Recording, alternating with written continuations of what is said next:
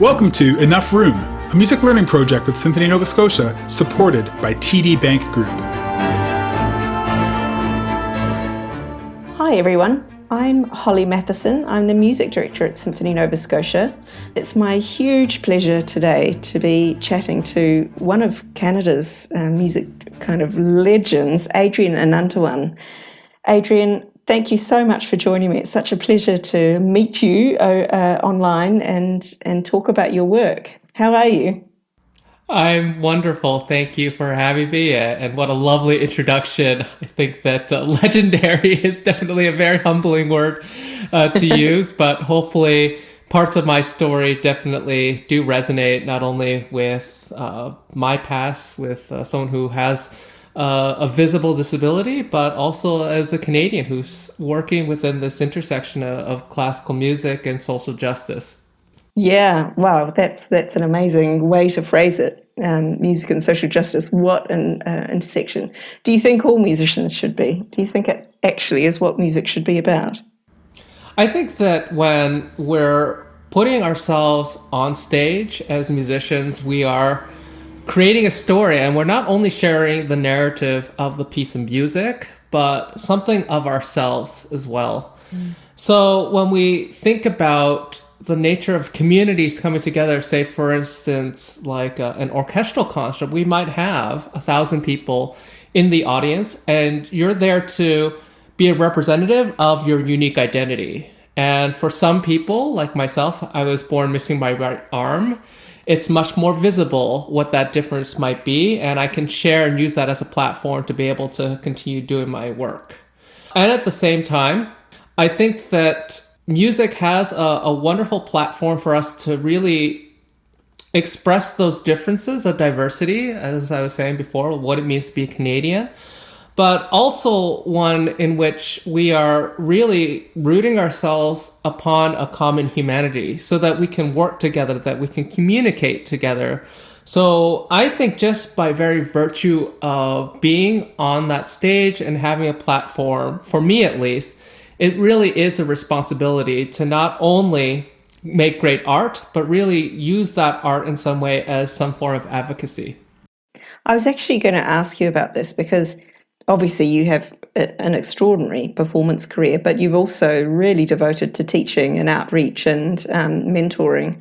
Was that always part of the plan for you, do you think? From an early age, did you know you wanted that to be part of your working process, or is it something that's developed as you've gone on in your career? So I share this story because some folks asked me how early I wanted to become a teacher. And I think that came actually before a lot of other things in life. I was in seventh grade, and I remember my teacher telling me at one point, Adrian, you have a lot of patience, like working things out on yourself or helping other people sort of understand like math problems, for instance. It'd be really awesome if you could be a teacher. And somehow that really stuck with me throughout the rest of my life, like going through college. And I did the typical music conservatory like training. And as I was learning, the Paganini Caprices or the Bach Sonatas and Partitas, there was always a side of my head that was really thinking, am I actually in the right space? Because a lot of people who go to conservatory, the outcome is to play in a symphony orchestra, to join a string quartet, or to be involved really primarily within that performance sphere. But I think that I already had sort of burgeoning dreams to work in the education sphere. And it was a bit of a choice because as I was doing my master's in music, I was really thinking, okay, now I'm traveling, I'm performing, I'm touring, and having all these incredible opportunities to share my music with everyone. And yet I felt like there was something a little bit missing in at least what would make me happy as a holistic person. So after graduating, I joined the Toronto Symphony for about a year or so, and was sort of doing a little bit of touring aside from that. And at the same time, I was thinking, hey, you know what? I should like start thinking like I'm still relatively young in my early 20s. What can I do to like enhance my education and think of ways that I could make a sustainable career out of it? So I actually left the orchestra and took my GREs, all these standardized tests to go back to school in education, sort of really based on sort of a more research base and like really thinking about educational psychology, thinking about the classroom setting from the environment of the school itself to the state and federal levels of what I could do within the arts to be able to provide a greater degree of accessibility for people with disabilities and improve not only access but meaningful participation within that sphere. So it definitely was a risk to sort of leave everything behind, but as musicians, we never really leave everything behind because I was still playing and still perform, just not to the same intensity as I was up until then. And I think I've been able to find a nice balance now. I still perform when I can, and at the same time, I'm heavily involved in administration, policy, and the advocacy sphere within special needs and music education, specifically figuring out ways that we can create inclusive environments for children with disabilities to be able to interact in orchestral programs with their typically able peers. So everything's sort of like all coming from different angles, and I think that this is a good time of life for me at least, because I can use all of my training, all of my gifts to be able to serve in a way that I hope makes an impact. That's wonderful. It reminded me, and I've been on my phone trying to find the tweet I saw a few days ago. I saw this fellow artist online. He just said this wonderful tweet that just says, "Artistic excellence equals community." That's the tweet. That's it. Artistic excellence equals community. It's not you divert from excellence to go and do a community project. Actually, they are one and the same, and it is excellence. And that chimes totally with what you're saying. And also it's something that's come up so often in these conversations, but generally conversations in our sector in the last 18 months is, whoa, we've got these really weird values that we've inherited from about 300 years ago, and they might not be fit for purpose. And, you know, something like COVID, where all of a sudden you don't have access to a brilliant acoustic, and you might have to play outside, so you can't take your $5 million Stradivarius out there. Or you could, but that requires a shifting of your values and a shifting of whoever paid for it, their values. And also with these extraordinary things like Black Lives Matter and this increasing acknowledgement of the effect of European settlement or occupation and invasion, if we want to use the strongest term, 200 or 300 years ago, in places like Aotearoa, New Zealand, where I was born, and Canada, where you're from. There's this extraordinary kind of cognitive dissonance between our old world values as a classical musician and this new world that's opening up around us, going, hang on a minute, that's really screwed up. And you should be able to make music in a way that is not clashing with that. And I find that so interesting when we start to think about artists with disability and some of the things that come up, say, with auditions. So today I've been sitting in an audition panel, and we actually had a meeting a month ago saying, now hang on a minute. For someone in a wheelchair, what do they need to know, and what do they need to have communicated to them that they're going to feel okay saying, no, actually I am going to audition after all? Because in my entire life, it's very rare that I've come across any player coming into audition or any singer auditioning for an opera company with a visible disability. I know a lot of players actually do have hidden disabilities, and they often feel they have to hide them intentionally because of, again, this kind of misconception that artistic excellence is about some kind of Übermensch kind of ideal. And it's wonderful to be able to have these conversations now. No, actually, there's absolutely no reason that half of the string section couldn't be in wheelchairs or using prosthetic limbs or partially sighted. We just need to know how to shift our values so that it works for everyone. When you were playing in a section in Toronto, did it ever come up that there were barriers to your playing or your participation that frustrated you? I think that I was in a very advantageous situation in which I was successful despite having a very visible disability. I think that more than anything else, and I think a lot of musicians with disabilities will say this, it's not really us that is the biggest challenge. Yes. It's really people's conceptions of what you can do and what your ceiling might be. Yeah. I think that for me, the only real challenge was maybe bowings and having to do something slightly different in service of the music. And I think that took a little bit of time for me to really find an authenticity about too, because there is such a visual element, which is quite compelling, of all the string players bowing in unison and really having this unified sound. But if I can do a different bowing and come up with the same quality of sound, does that make me any different than whoever else is playing within the orchestra? And I think that I really had to accept that, because there were times in orchestra where I would hold my bow for a very long amount of time and just almost pretend that I was, I can totally make a sound at the tip of the bow at a very high degree of angle at the string, in which I can't really produce a sound because my bow isn't straight. And interesting. So the bow is actually a different shape. Well, at least the curvature in which I hit the contact point of the violin. So ideally, you always want the bow to be perpendicular to the string, and you sort of make a really nice sound. So I'm going to do the same type of stroke, but I'm going to go all the way to the tip. And you can sort of hear that there's not as much contact, and the bow is a little bit more angled. So for me, in those situations, if I have to hold a very long note, I just switch the bow. And thank goodness we're in an orchestra where we can call it staggered bowing anyways. And I just had to be okay with the idea that authenticity to who I was within this ensemble was more important than the optics of trying to look the same as everyone else.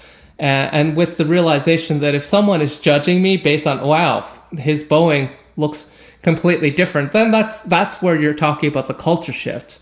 Yeah. I think for me, one of the advantages of why I loved playing the violin after doing so many other activities was because I was being judged as someone who was missing a limb or someone who had some type of deficit.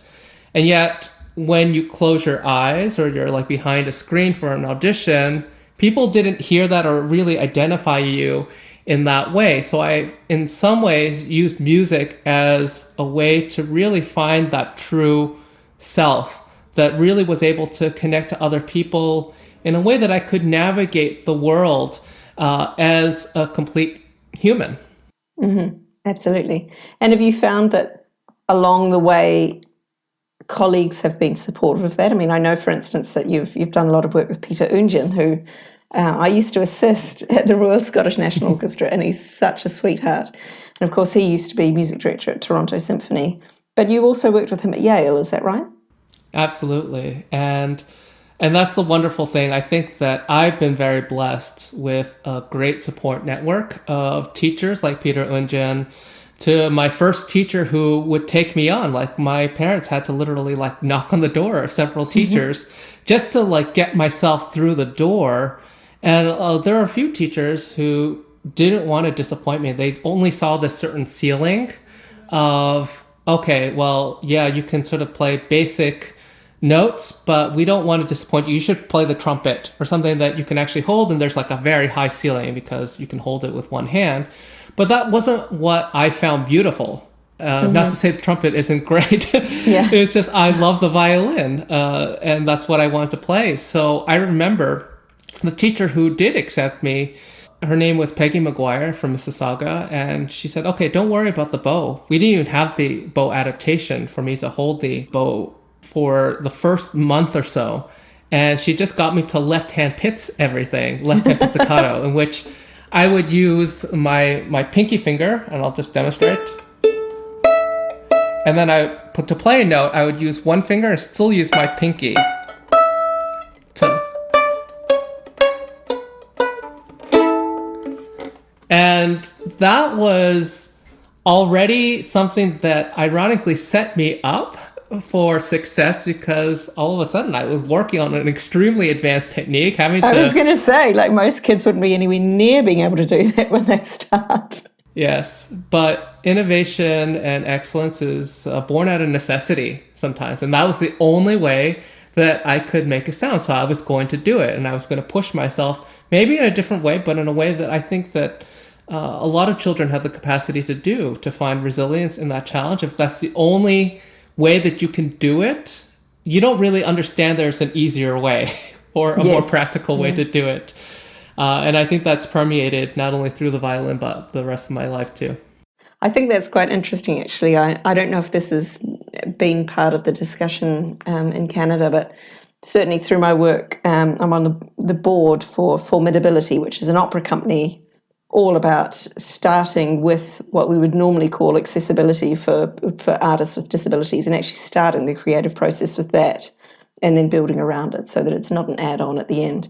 And my colleague there, Joanne Rawton-Arnold, we were having this discussion about, when lockdown first kicked in, and all of a sudden people were using this strange thing called Zoom that they'd never heard of and working remotely. And Joe was just like, we've been doing this for years. It's called living with a disability. Like, we should be like getting hired for maximum rates to be consultants at the moment, and let you all know how we've been doing this, because it's just part and parcel of our lives to have to adapt to some sort of barrier somewhere along the way and be creative.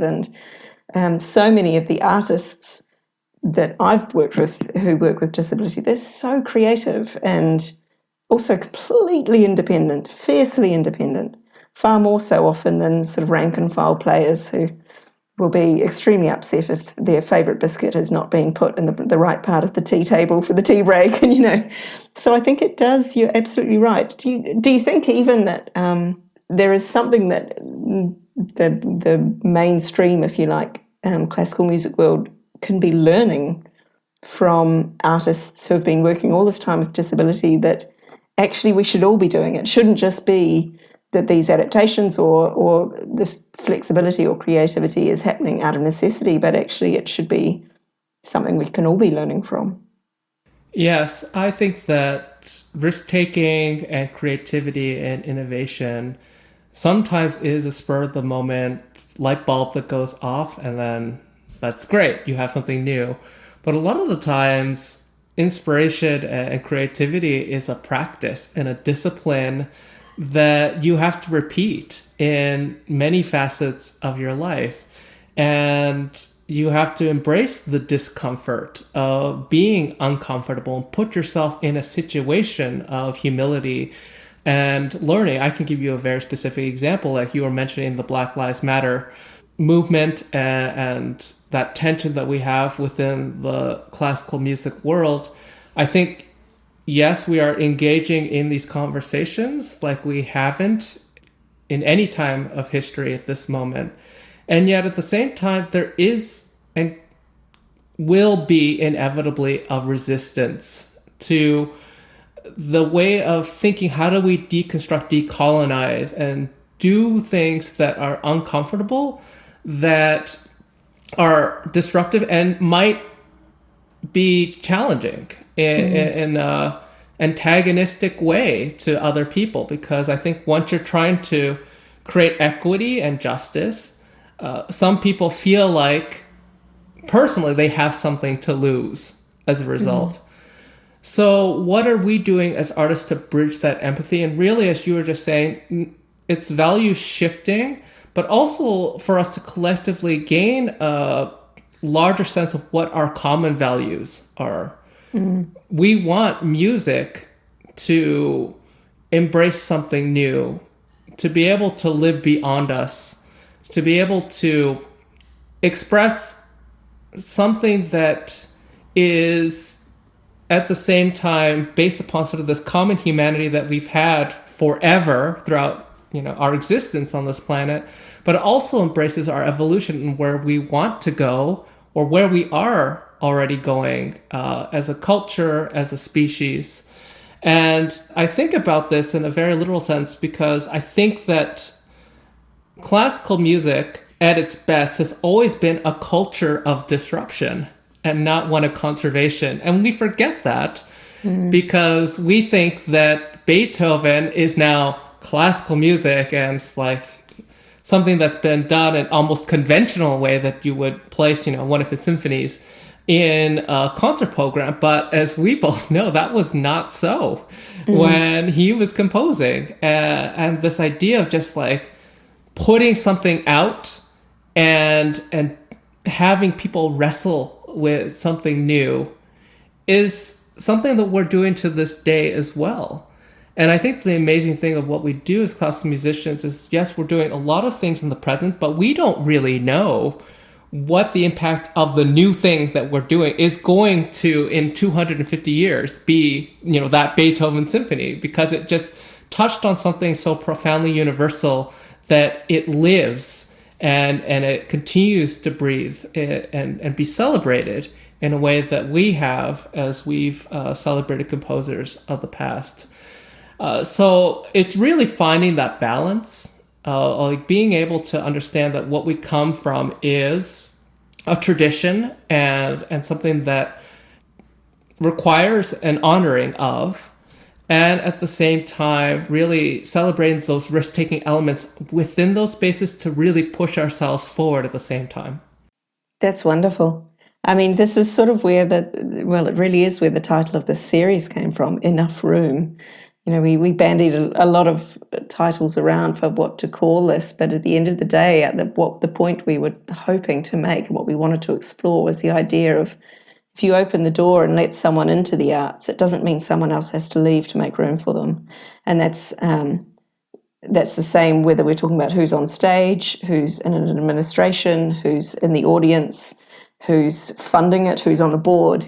Actually, the more people entered into the room, the better the noise is, basically, is our feeling. And it's so interesting you bring up Beethoven. Quite often this comes up as anyone in the office at Symphony Nova Scotia will tell you my general thought is anything but Beethoven, not because I don't like Beethoven, but because it's just too easy and obvious, and it's too comfortable for us to play and for the audience to listen to. Or at the least, if we are going to do Beethoven, then let's say something intelligent about him, something interesting, like what's being written today that we can trace directly as a line of inheritance. So I find that really interesting, but also this idea that what music has come to represent for us in the classical world as an audience or as a conductor or player, this comfortable thing of something I like and something I'm paying for, is a really modern idea, isn't it? I mean, music was something that you did primarily, and it was something you did with your family or with your friends or with your colleagues, and it was something you argued about. You might stop in the middle of a movement and argue about,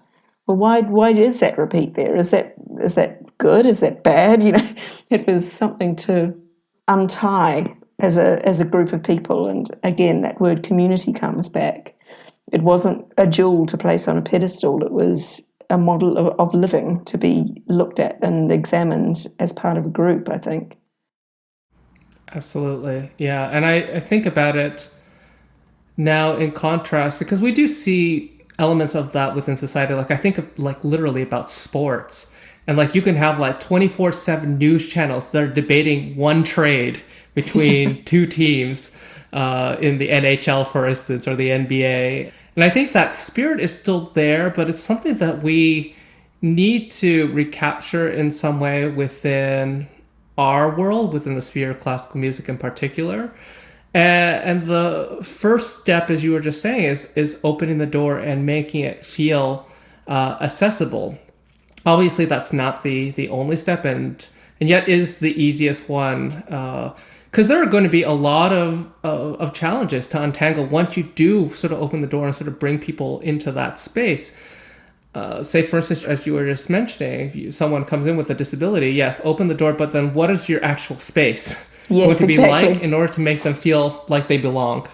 Yeah, absolutely. And also that we now have an entire financial ecosystem built around all of the assumptions that we've developed around who plays, who conducts, who sings, who composes, who pays for seats, So it's, as you say, it opens several cans of worms, but it's ultimately it must be such an important and fruitful and kind of fertile time ahead of us if we do, artistically and socially and culturally.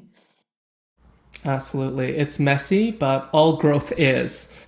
There's never been a linear progression of like things just getting better and better on a straight curve or a line.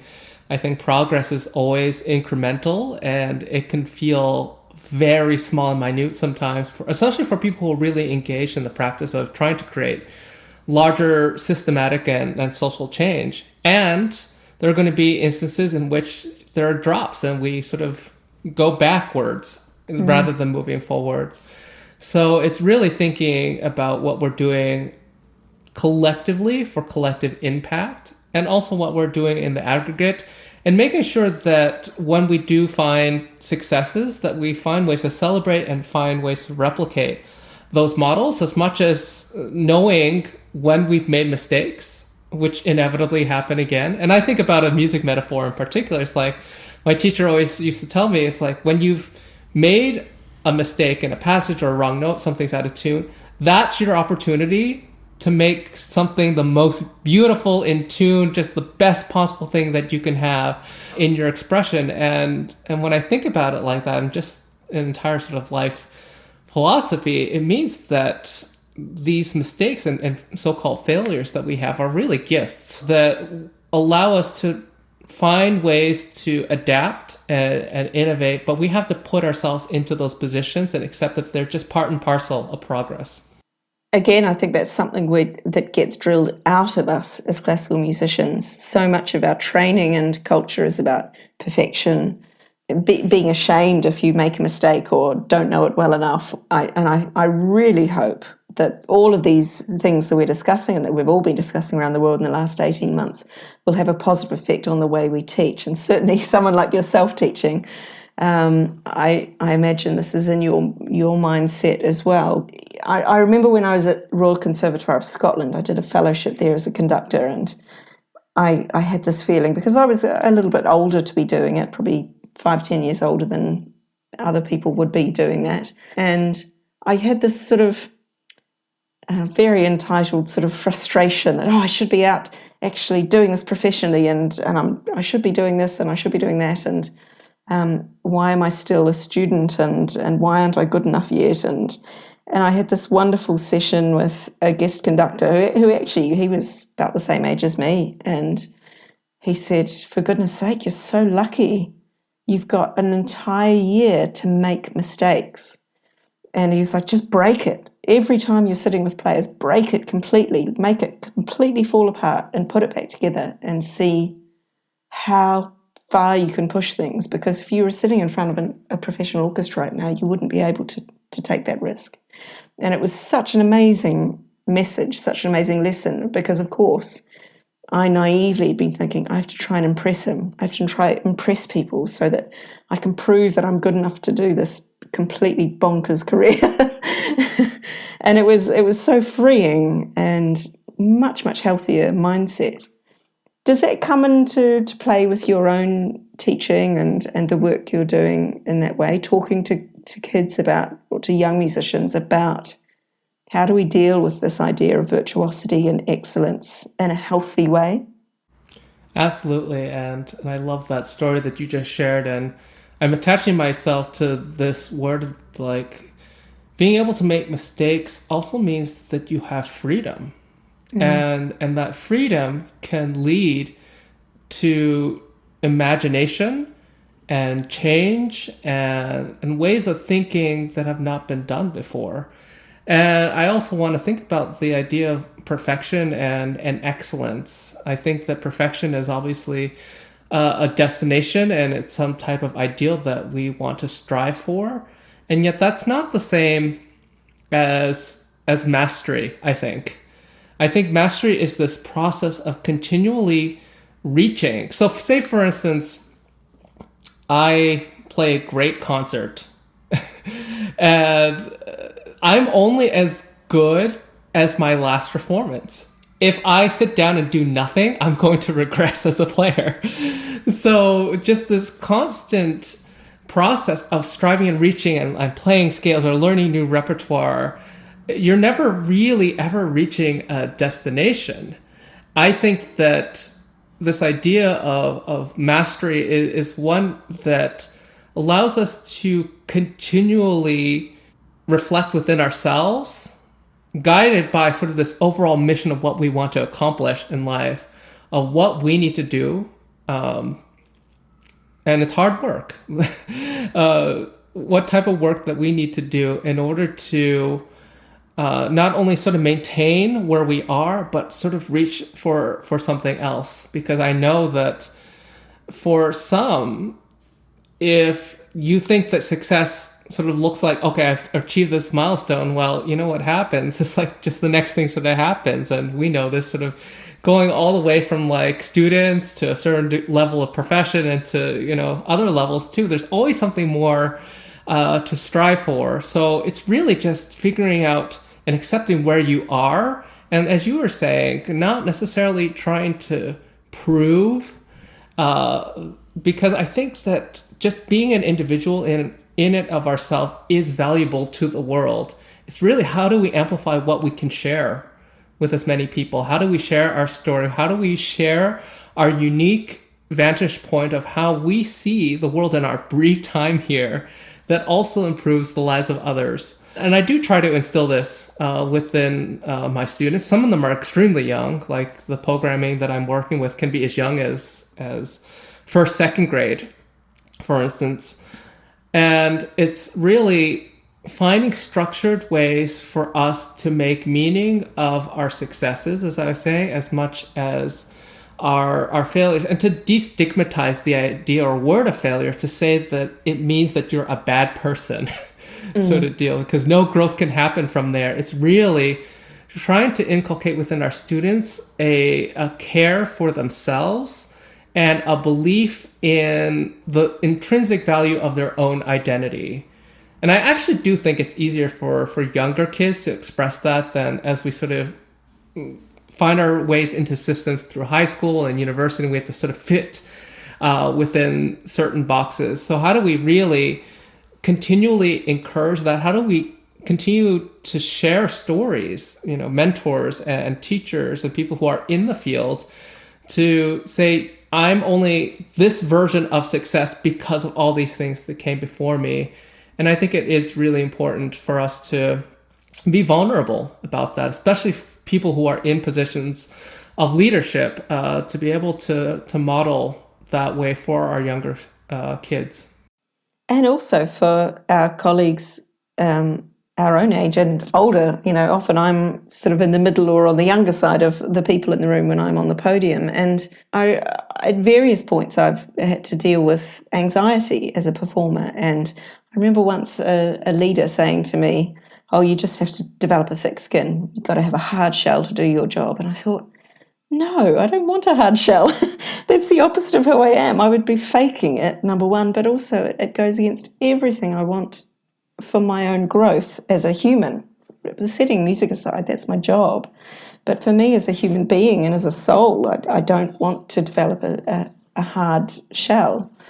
But it is, the modelling we do even for our professional colleagues, I think, is important as showing, no, you really are allowed to be vulnerable in this position. And that's really challenging for some players, I think, to see that in front of them as a potential mirror, because, of course, then it projects to themselves and they think, can I do that, or should I do that, or am I allowed to do that? But it's interesting, also, you're talking about authenticity, and I was thinking about young conductors and also some old conductors, but certainly young conductors. In some of the teaching and examining I've done, every now and then I find myself thinking, yep, you look just like a conductor. I'll give you points for that. you've got the expression on your face, and you've got the moves that you've picked up, and you're saying all the words that one would expect a conductor to say. And I feel like you've not actually stepped into the room yet as yourself, as your own authentic self.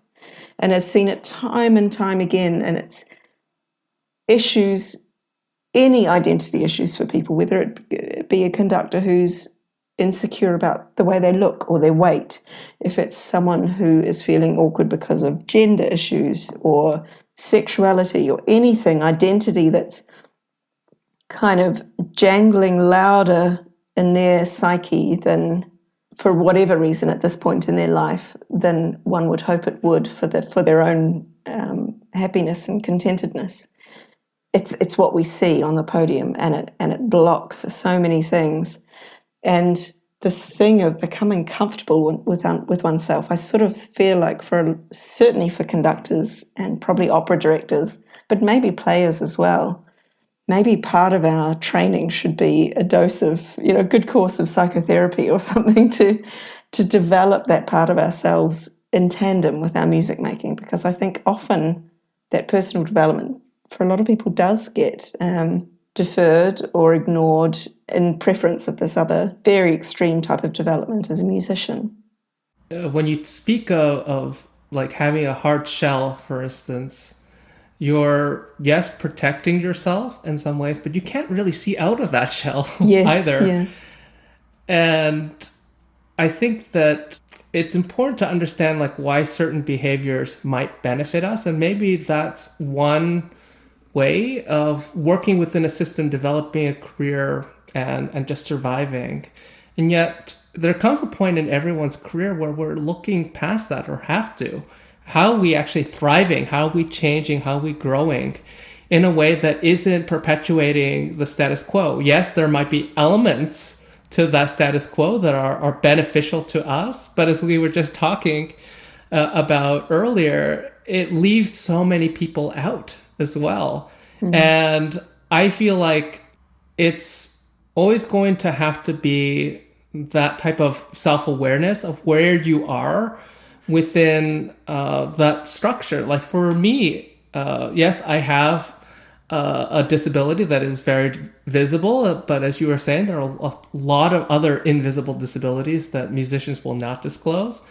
But I also am very aware of my privilege of being a male, for instance, and how I navigate through these waters in which I'm not aware, in which these things are making advantages for me that are inherently not equal or not just in some ways.